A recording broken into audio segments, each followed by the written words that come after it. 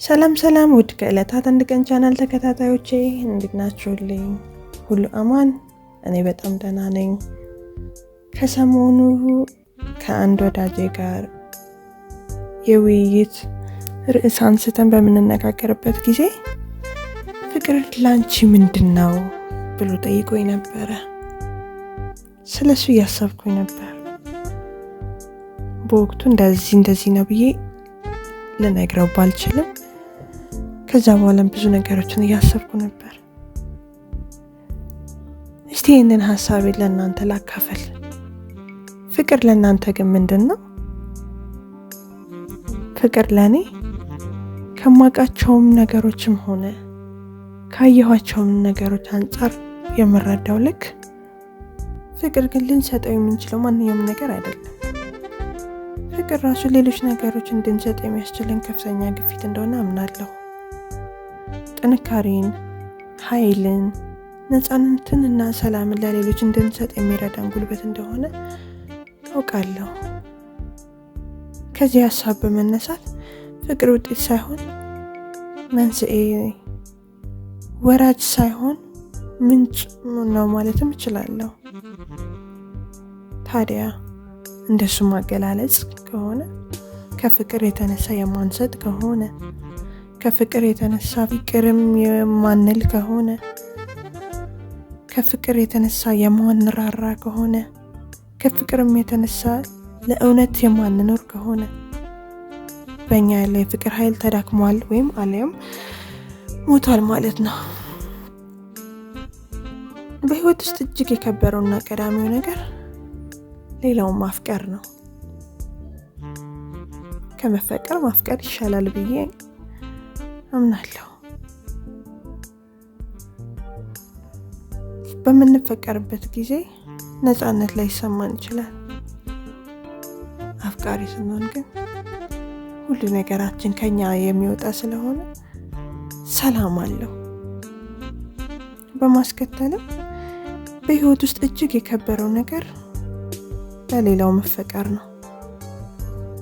በመጨረሻም እጅግ የከበረው ነገር እነዚህን ማፍቀርና መፈቀር ብለን የተመለከትናቸው ነገሮች ሁለቱም በኩል ጊዜ መሆን ሲችሉ ማለትም ባፈቀርነው ሰው መፈቀር ስንችል እንዴት ይጣፍጣል! የሰው ፍቅር ልዩ ልዩ ቢሆንም የአምላክ ፍቅር ግን አንድ መሆኑን ዘመን የማይሽረው መጽናኛችን እንደሆነ አምናለሁ። ጥንት ስንፈጠር ፍቅር እንዲይዘን አልነበረም የተፈጠርነው። ነገር ግን የሰው ክፋትና መጥፎነት በበዛ መጠን ፈጣሪ ሰውን ጠራና ልክ ብርቱካን ለሁለት እንደሚከፈለው ለሁለት ከፈለው። እንግዲህ ሰው ከዚያ ጊዜ ጀምሮ የተከፈለውን ግማሽ ማንነቱን የማግኘት ጉጉቱ ደግሞ ፍቅር ይባላል ብዬ አስባለሁ።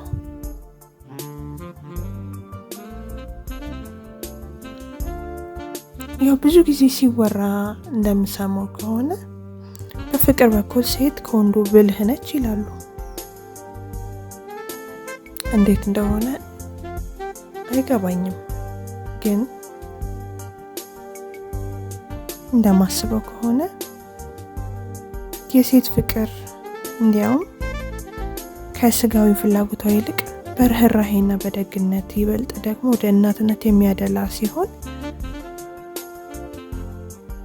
ይህን የፍቅር ነገር ወይም የሴቷ ፍቅር የበለጠ ወደ መንፈሳዊነት ይወስደዋል ብዬ አስባለሁ። የወንዱ ፍቅር ደግሞ የእናቱን ጡት ከማስታወስና ከመናፈቅ ጋር እንደሚገናኝ እንደው ምናልባት ወንድ ልጅ የሚያፈቅረው እንደ እናቱ የምትንከባከበውን ፍለጋ ይሆን እንዴ የሚል ጥያቄ እንዲጭርብኝ ያደርገኛል። ፍቅር ነፍሳችንን ትመስላለች። አፈጣጠራቸውም አንድ ነው። መጽሐፍ ቅዱስ ላይም እንደምናየው ራሱ እምነት፣ ተስፋ፣ ፍቅር እነዚህ በአንድነት ይኖራሉ። ፍቅር ግን ከነዚህ ሁሉ በልጣ ትዘልቃለች፣ በስራም ትገለጣለች። ረመጧን በምንም ነገር አይጠፋም። አጥንታችን ውስጥ ገብታ ስትፋች ይሰማናል። እንዲሁም ከሰማይ ሰማያት ወርዳ አካል ውስጥ ትገባለች እና ስታንጸባርቅ በጉልህ ትታያለች አይነት ትርጓሜን ያለው ቃልን እናገኛለን። ፍቅር ግን ልብን ማሞቅ የመቻል አቅም አለው። መኖርን ያስመኛል። በተለይ ደግሞ ሲቀበሉት ሳይሆን ሲሰጡት። ደስ አይልም? የእግዚአብሔር ድንቅ ስራ። እንግዲህ ፍቅር የጎደለውን ግማሽ ፍለጋ ከሆነ ተሳክቶለት ግማሽ ክፋዩን ያገኘ ሰው በትዳር ተጣምሮና ልዩነቱን አቻችሎ የቀጣዩ ትውልድ ወላጅ ይሆናል ማለት ነው።